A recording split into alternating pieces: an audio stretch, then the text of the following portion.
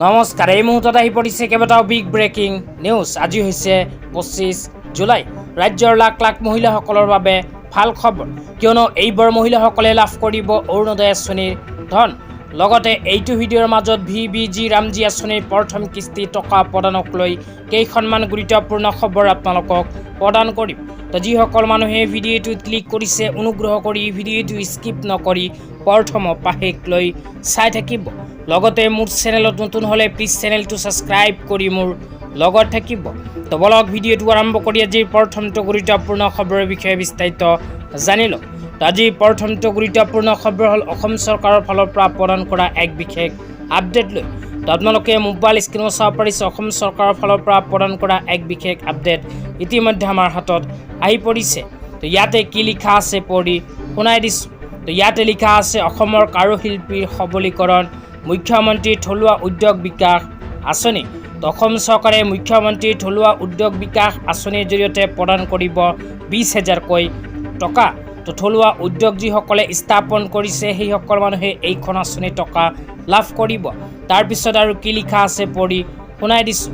তাৰপিছত লিখা আছে বিগত 3 বছৰৰ প্ৰভাৱ, 3,904জন হিতাধিকাৰী সবলীকৰণ, 4.84 কোটি টকা বিতৰণ। তো ইয়াতে উল্লেখ কৰা অনুযায়ী অসম চৰকাৰে ইতিমধ্যে যোৱা 3 বছৰত 3,904জন হিতাধিকাৰীক প্ৰদান কৰিছে 20,000কৈ টকাৰ আৰ্থিক সাহায্য।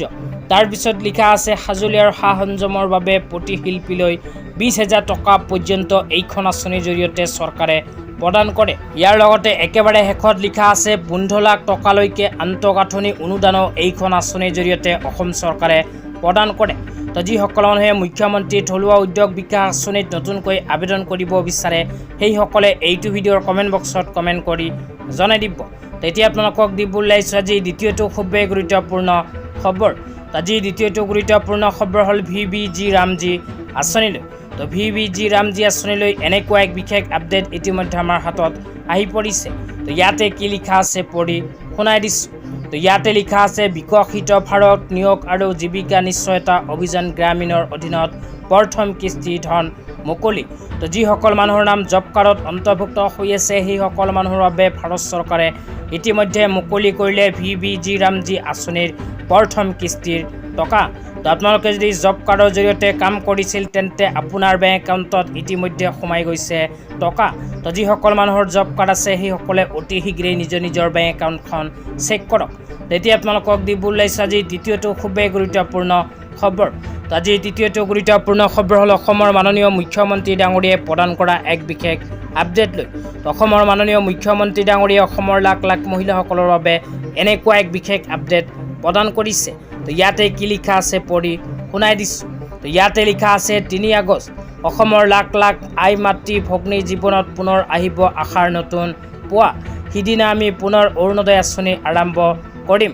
অসমৰ মাননীয় মুখ্যমন্ত্ৰী ডাঙৰীয়াই উল্লেখ কৰা অনুযায়ী 3 আগষ্ট তাৰিখৰ পৰাহে অৰুণোদয় আঁচনিৰ টকা প্ৰদান কৰিব। তো বহুতে হয়তো কৈ আছে আজি সোমাব কালি সোমাব, সেইবোৰ আপোনালোকে বিশ্বাস কৰিব নালাগে। তো অসম চৰকাৰে অহা 3 আগষ্ট তাৰিখৰ পৰাহে প্ৰদান কৰিব অৰুণোদয় আঁচনিৰ ধন। লগতে যিসকল মহিলাই অৰুণোদয় আঁচনিৰ টকা পোৱাৰ বাবে যোগ্য কেৱল মাত্ৰ সেইসকল মহিলাহে লাভ কৰিব অৰুণোদয় আঁচনিৰ ধন।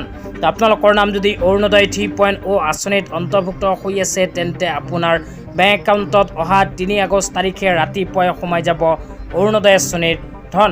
আজি কালি পৰহি কিন্তু আপোনালোকে লাভ নকৰে অৰুণোদয় আঁচনিৰ টকা।